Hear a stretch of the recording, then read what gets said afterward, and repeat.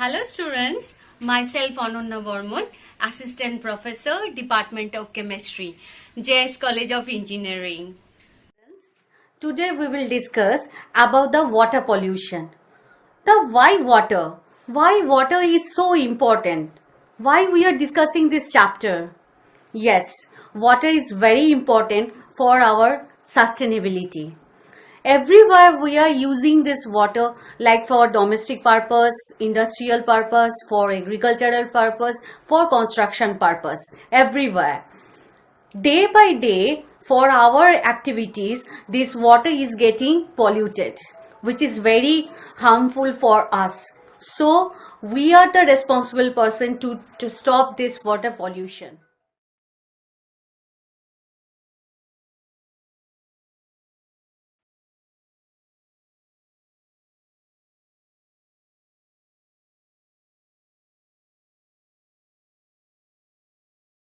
These are the some of the objectives of this class. First, you can know the importance of this chapter, that is water pollution. You can define hydrosphere. You can describe the hydrological cycle. You can classify the water pollutants. And at last, after the session, you can also describe the water quality parameters. Now look, these are the some of the sentences that we are listening every day nowadays, that is save water, save nature, and save humanity. Now what is this importance? Why water is so important for us, and why we are so concerned to preserve the water? Okay, so this is all about the infographic of the India. Yeah, you all know that India is the large country, and world's 18% population is present in India. And I don't have to mention that it is the largest democracy in the world. But India has only 4% of the fresh water to access for its total population. Only the 4%. Did you get it? Yeah. Okay. So 66, among which 66.6% water is used up for the irrigation system, and which is supplied by the groundwater.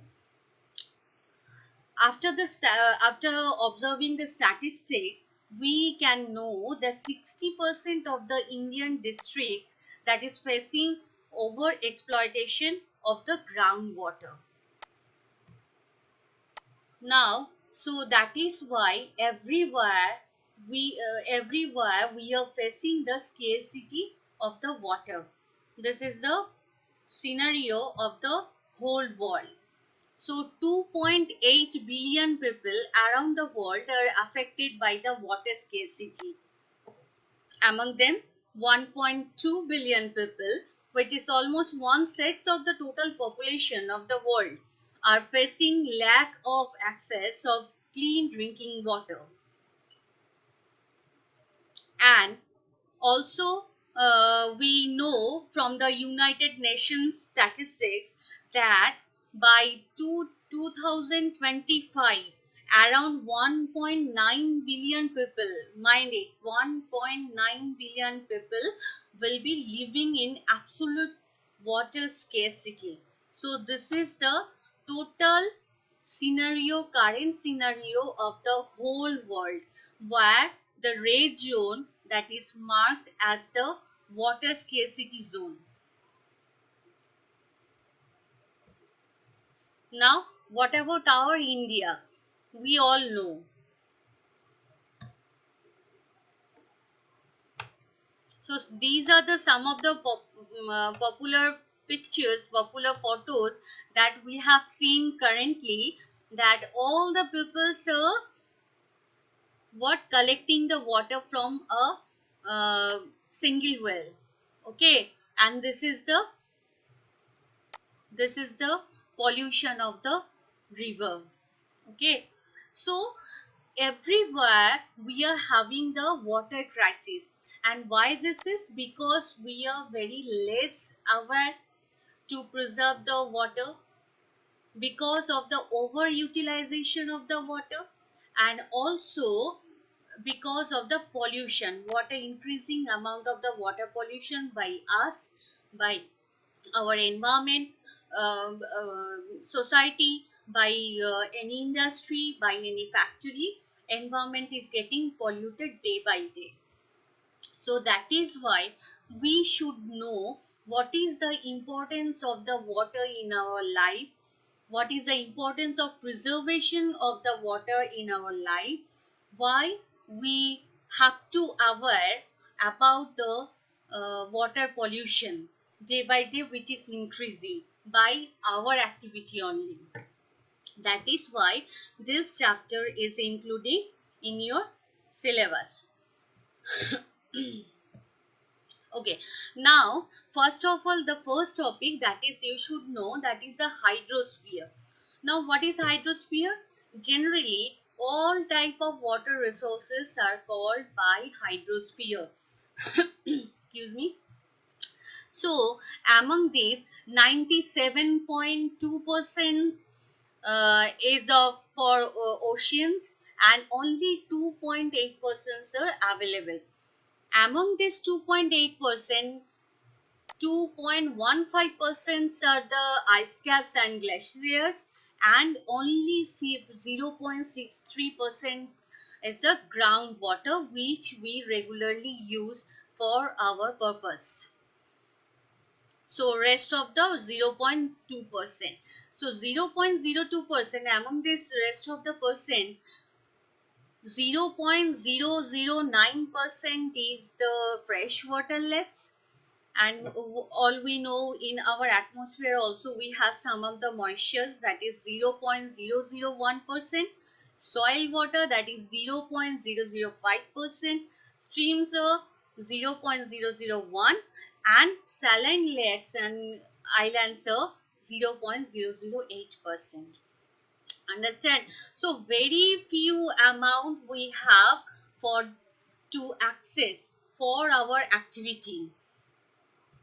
Now next topic, the important topic is, that is hydrological cycle.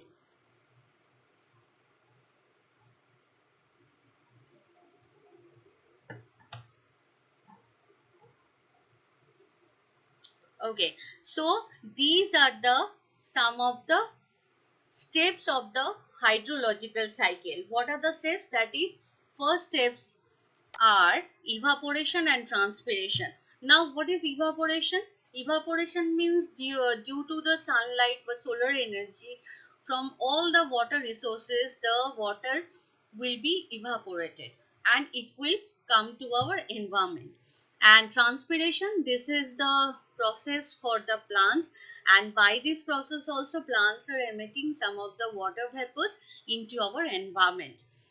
After this, what will be the fate of that water droplet? That water droplet, while come to our environment, it will form the cloud. So the next step is cloud formation step. The third step, that is condensation step. Now condensation, that means while the cloud will be floating over a hill station, okay, so there the temperature will be very low. So at that low temperature, what will happen? The water will be condensed, and this is called condensation process. After condensation process, the cloud will become heavy. That time it cannot float, and that is why it will precipitate. The next step, that is the precipitation step, and it will precipitate as a rain. Understand? So this is the precipitation. After precipitation, the last step is the runoff. Runoff process, whatever rainwater we are getting from the precipitation steps, to some extent some of the water will mix to the all type of water resources, okay, and the to some extent the some amount of the water will be collected as the groundwater. That is called runoff process. And after this runoff process, again the evaporation and transpiration process will be followed. So thus the cycle, this is called hydrological cycle, and these are the some of the important steps of the hydrological cycle. So from this portion you can have this type of question like what do you mean by hydrological cycle? Okay, next type question is what are the significance of each step that is that we are having in hydrological cycle. So for all this you have the same answer, that is you have to write down all the steps and you have to explain each and every steps. Understand? Okay. Next. Okay, now up to this whatever we have discussed, this is just a quick review. So you have to just think about the answer. Just look at the screen, you can see the question, what is the percentage of groundwater present in earth? And for that you are having the 10 seconds. So students, just think about this and think about the answer. What will be the answer of this question?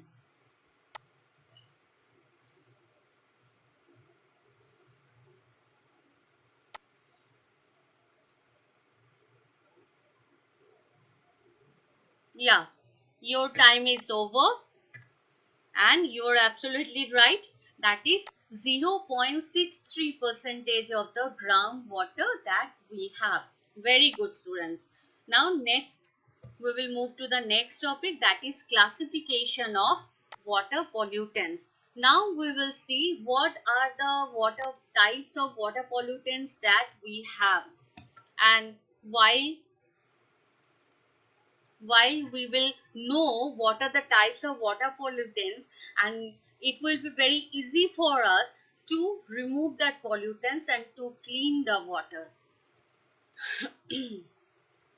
Okay, now look at the screen. Look, so water pollutants are generally of three types. One is domestic sewage, second one is agricultural runoff, and third one is the industrial waste.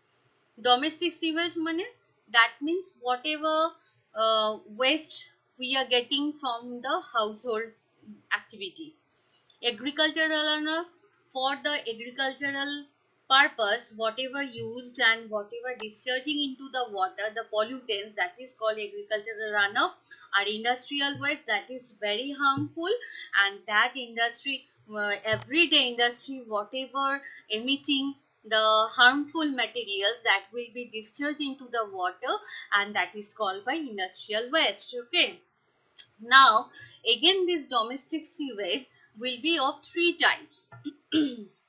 You can see that is suspended solid like sand, clay.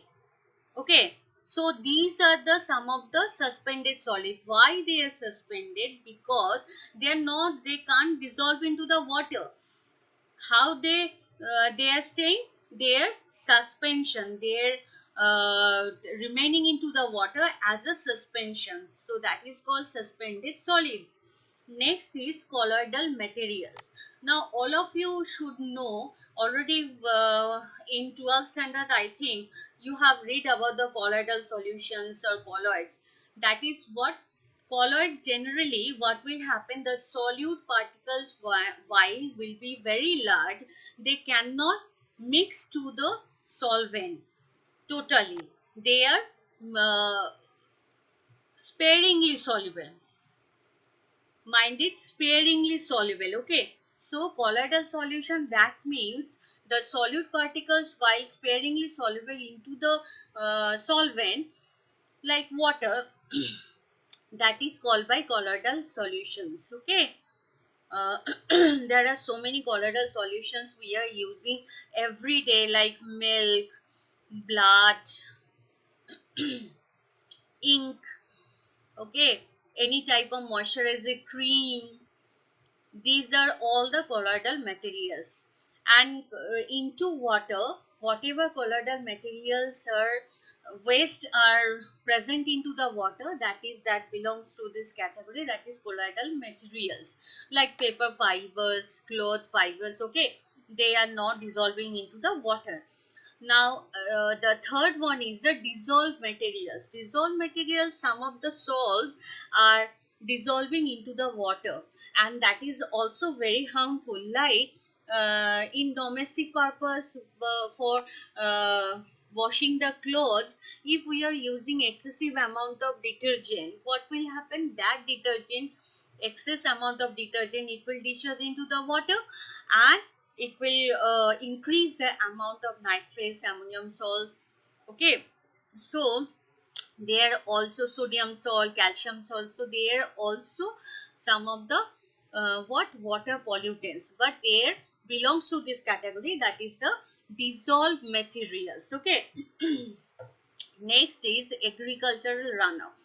So farmers are regularly using fertilizers, insecticides for their agricultural, for their crops. Okay, but they don't know how much they have to use that fertilizers, how much they have to use that pesticides. They're using excessive amounts. That excess amount, while what discharging into the water, what will happen? That time the water is getting polluted, and that is called agricultural runoff. That means from agriculture, whatever waste we are getting into the water, that is called agricultural runoff. And the third one is, the third classification is very harmful, that is the industrial waste. Excuse me. Industrial waste are of two types. One is chemical pollutants and second one is physical pollutants. Now chemical pollutants again of two types. One is organic compound and second one is the inorganic compound. Okay. So organic compound, like any type of polymers, whatever we are synthesizing into our lab for our purpose, if they are discharging into the water, any type of chemical compounds which is organic, that is organic waste. And inorganic compounds, like generally inorganic compounds are classified as the metals having metallic salts, metal salts. Okay, so inorganic compounds generally have the metals, like heavy metals, lead, cadmium, arsenic, mercury. Okay, while they are mixing into the water, discharging from the industry, and they are mixing to the water, what will happen? That time, if we consume that water, that will be very harmful for us. Like if we consume the lead, so many amount, what will happen? Lead can substitute the calcium from our bone system, and thus it will be very harmful for our body. Arsenic, all we know that in presence of arsenic, our if the water will be contact to our skin, it will cause the black foot disease. Okay, so this is very harmful for us. Next one is physical pollutant. Physical pollutant, that means thermal. There are two types. One is thermal pollutant, one is oil spills. Thermal pollutant, generally what will happen, industry or any type of factory are using cold water for cooling down cooling down the machines. Then what will happen, while the cold water will be circulated throughout the machine and it will come out, that will be the hot water, and it will mix to the general water body, which for which it will increase the temperature. While the temperature will be increased of the water body, what will happen? The dissolved oxygen will be evaporated. Thus thermal or hot water are causing the decreasing amount of dissolved oxygen.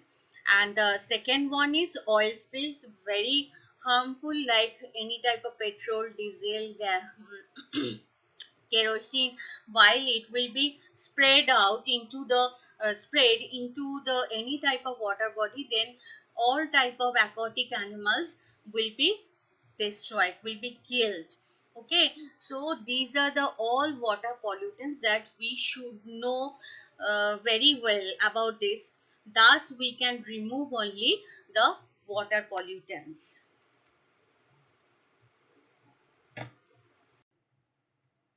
Okay, our next topic is water quality parameters.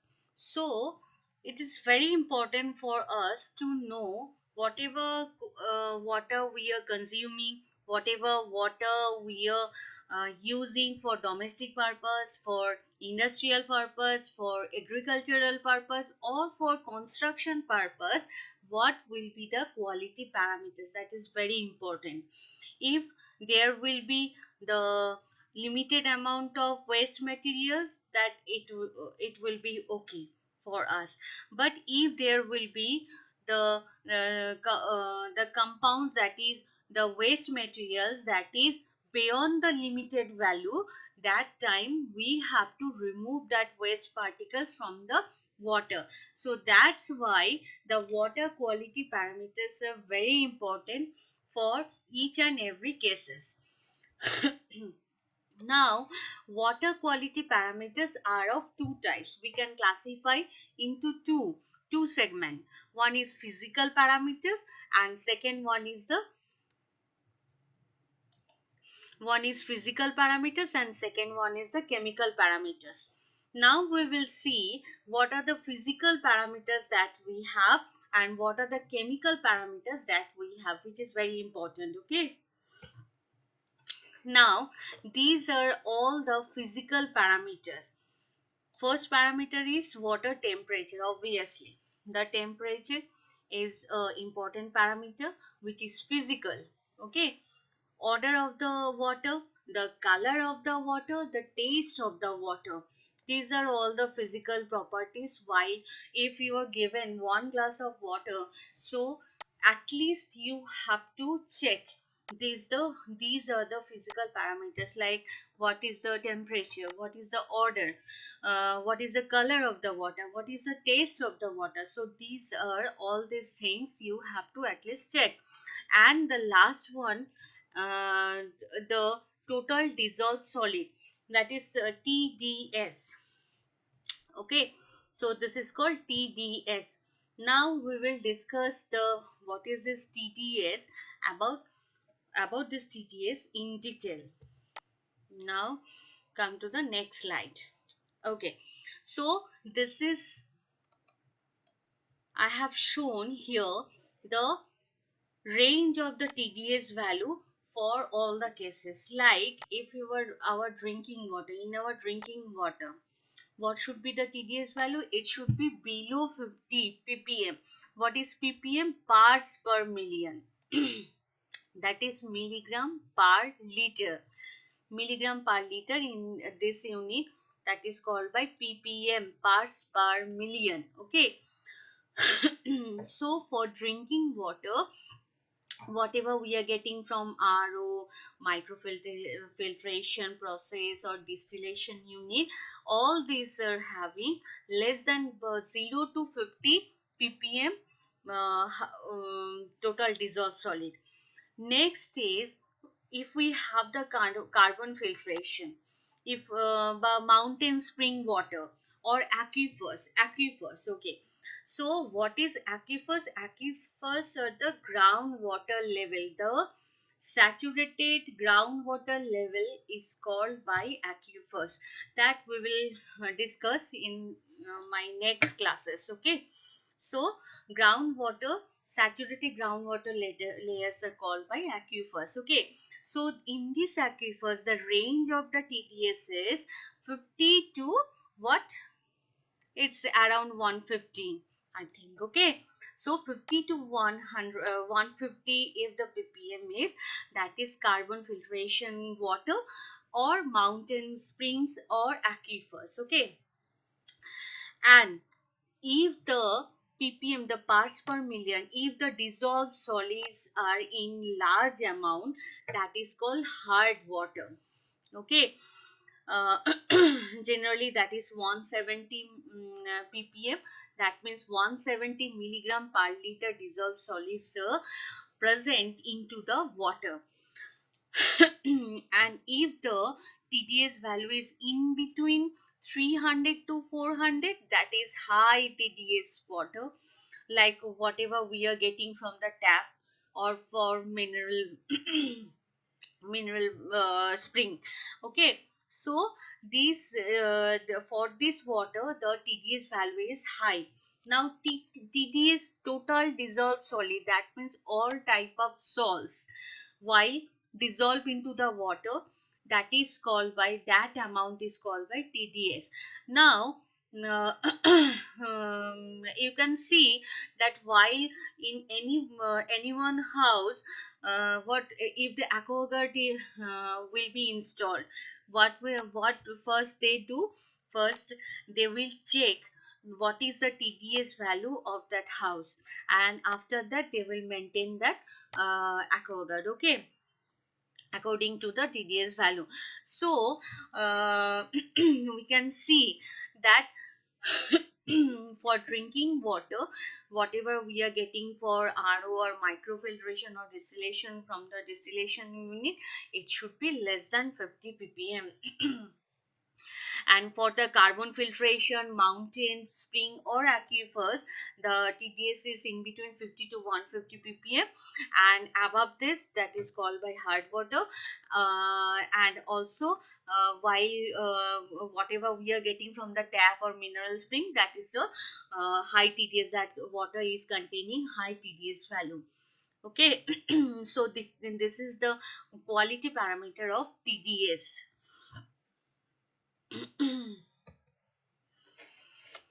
Okay, now also there are other physical parameters also we have, but only these are the some of the parameters that you have in your syllabus. Okay, now chemical parameters, come to the chemical parameters, the other parameters, that is chemical.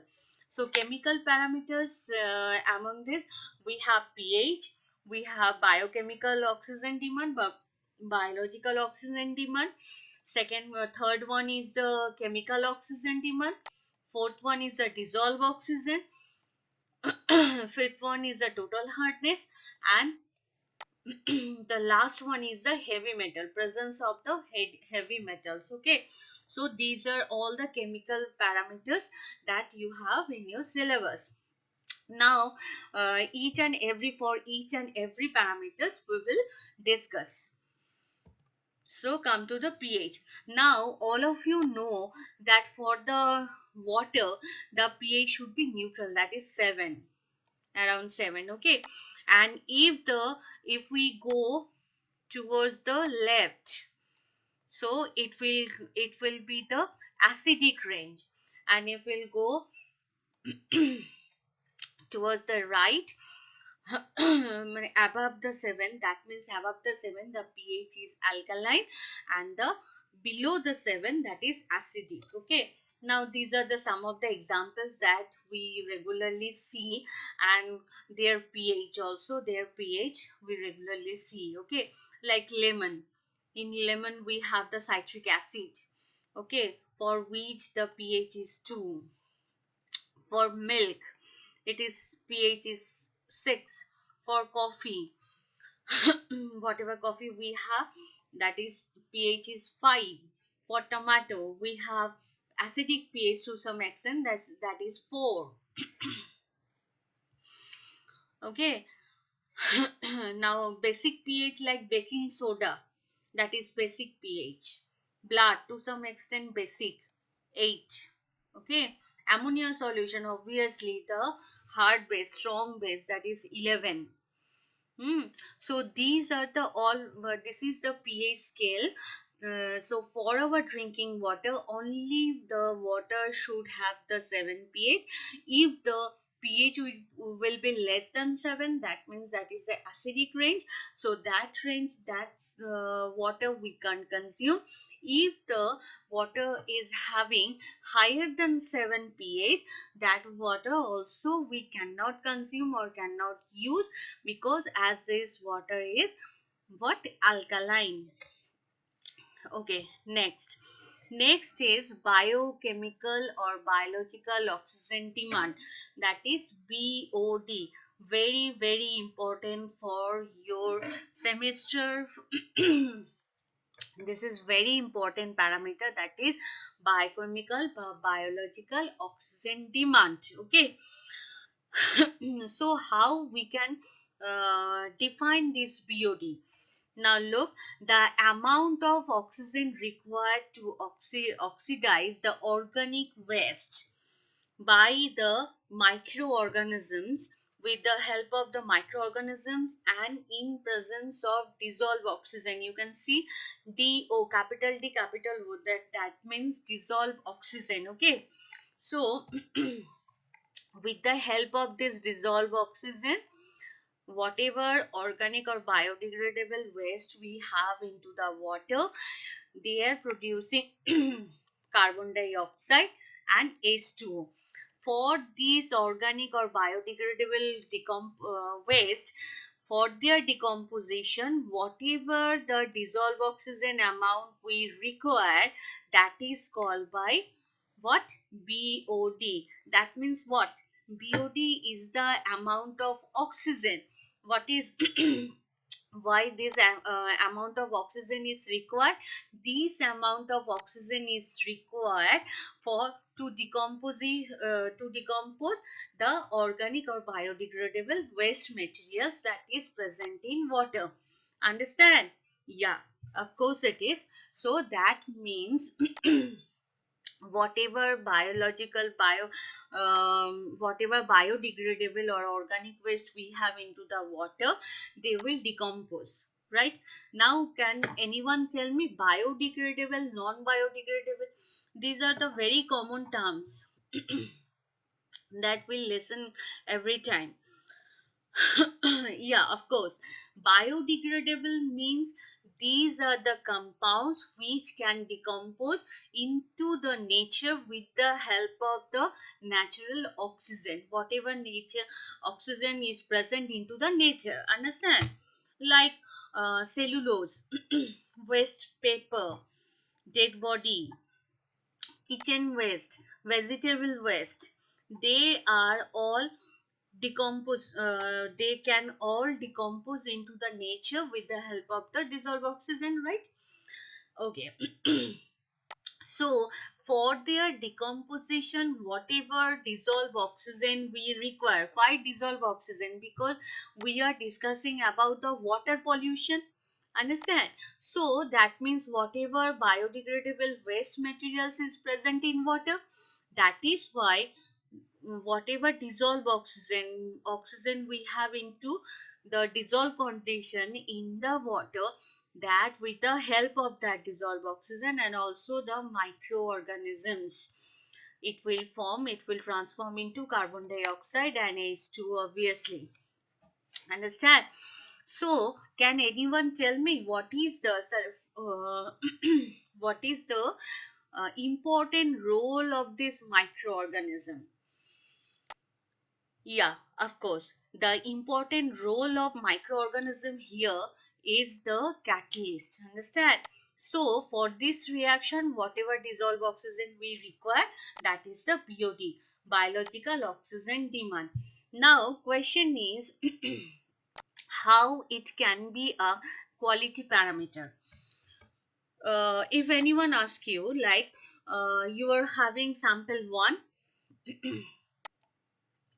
and sample 2. Two samples are there. For sample 1, the BOD value is 50. For sample 1, BOD value is 50 ppm. Okay. For the BOD value, the the unit of the BOD is ppm. As it is the amount of dissolved oxygen, that is why it's the unit of this is ppm. তাহলে for sample 1, we have 50 ppm BOD, and for sample 2, we have like 60 ppm. Now you tell me which Okay, 60 ppm. Now you tell me, tale for we sample the waste materials in less amount. We sample, which water sample is having the less amount of waste materials? Sample for sample 1, the BOD value is 50. For sample 2, the BOD is 60. Can anyone tell me? Yes, of course. The BOD value for sample 1, BOD value is less. That means the amount of oxygen is required, that is less amount. That means obviously into that sample the amount of organic or biodegradable waste are in less amount. That is why less amount of dissolved oxygens are required. That is why the sample that is having less BOD, that means they are having less amount of biodegradable waste materials. Understand? So if we know the BOD of two samples, then you can compare. Understand? You can compare. V sample is more pure, but V sample the waste materials are in less amount, that you can know. So this is the biological oxygen demand. Next we will move to the chemical oxygen demand. That is also very important. Chemical oxygen demand, very important. Okay, now chemical oxygen demand is defined as the required amount of oxygen to decompose both bio and non-biodegradable materials present in water. Now, in your water, there may be biodegradable material, there may be non-biodegradable material, or both can be present into the water. So, non-biodegradable like plastic, this one example of the non-biodegradable, that is plastic. That means plastic cannot decompose into the nature, as nature cannot provide that much amount of oxygen. That is why plastic belongs to that category, that is non-biodegradable material. Okay, now question is so what we have to do? First we have to take that water into the Department of Chemistry. There we have the lab, we have the chemicals. So that water is treated with potassium dichromate and H2SO4. Okay, now what will happen in presence of potassium dichromate and H2SO4, and also with the help of mercurous sulfate and silver sulfate, the bio and non-bio both can be decomposed into the carbon dioxide and water. Understand? So for this reaction, whatever oxygen molecules we need, for this reaction, that is called COD, chemical oxygen demand. Now question is, who will provide the oxygen? Yeah, of course, the potassium dichromate and H2SO4, they are the strong oxidizing agent. Potassium dichromate is strong oxidizing agent. With the help of with the help of sulfuric acid, again it will act as a strong oxidizing agent. Who will provide this amount of oxygen to decompose biodegradable waste and non-biodegradable waste into carbon dioxide and water. So for this reaction, whatever oxygen we require, that is called by the COD. Understand? Is this clear to all? Yeah. Now can anyone tell me what is this? What is the important role of this mercurous sulfate, silver sulfate? Yeah, this mercurous sulfate and silver sulfate are the catalyst. Okay, in this reaction, we in presence of this catalyst only, the potassium dichromate oxidize and sulfuric acid will oxidize the biodegradable and non-biodegradable materials into carbon dioxide and H2O. And for this reaction, the oxygen molecules, amount of oxygen molecules required, that is called by COD, chemical oxygen demand. Okay, now very important, huh? Now, here is a quick review. now you know that what is BOD and what is COD. So this is the question. What is the relation between BOD and COD? There are four options you have. That is BOD equals to COD. BOD is greater than COD. COD is greater than BOD. And BOD is half of COD. Now, students, you will get 10 seconds, and within these 10 seconds, you have to answer my question. Just think about the answer.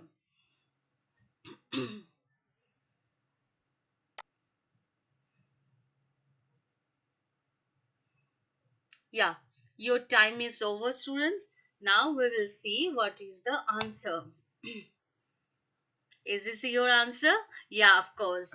So COD is always greater than BOD. Why? Because in COD, what will happen? We are using strong oxidizing agent, potassium dichromate and H2SO4. With the help of that strong oxidizing agent, it will what? It will decompose both materials. Okay, biodegradable and non-biodegradable. And in BOD, what will happen? Only the biodegradable materials, whatever we have in water, that will be decomposed with the help of dissolved oxygen. Now, in COD, both materials will be decomposed, or in BOD, only the biodegradable materials will be decomposed. Now, this is very simple.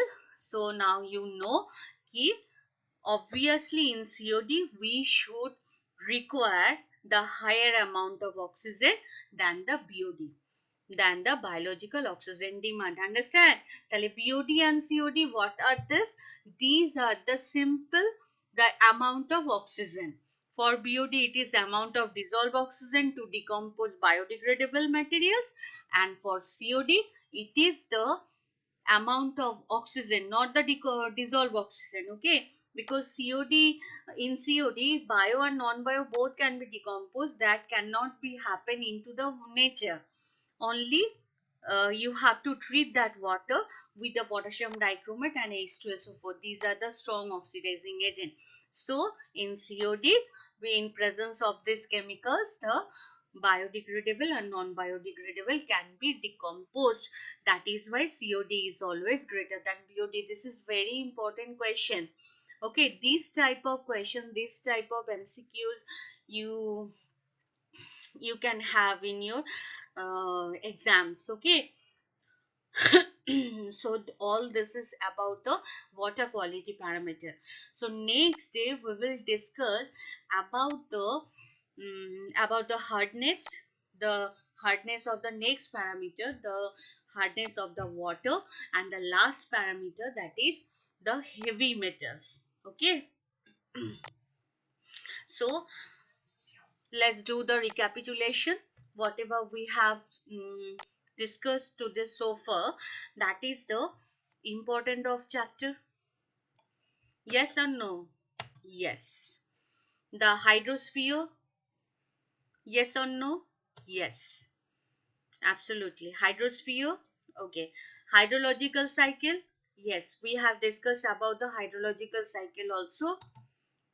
Okay. Next, classification of the water pollutants? Yes. There are three types of classifications, and also under these three types of classification, we have some of the sub classifications also. Okay. Yes. This is also checked. And the last one, that are the water quality parameters. Okay. So in this water quality parameters, we have discussed about the what first we have discussed about the physical parameters and chemical parameters. There are two types of parameters we have. For the physical parameters, we have discussed the odor, color, temperature, test, and TDS. So we have TDS. What is the full form of TDS? That is the total dissolved solid. Understand? Okay. Now for the chemical parameters, we have what? Chemical parameters? Yes, pH. First, we have discussed the pH of the water solution, so water sample. Then the BOD, and then the COD. Next day, we will discuss about the hardness of water, very important, and also the heavy metals. They are also some of the chemical parameters to measure the quality of water. Okay, so from this portion, you can have this type of question like discuss about the quality parameters of water, or discuss about the four quality parameters of water. This type of questions generally you have in your exam. Okay, so thank you, students.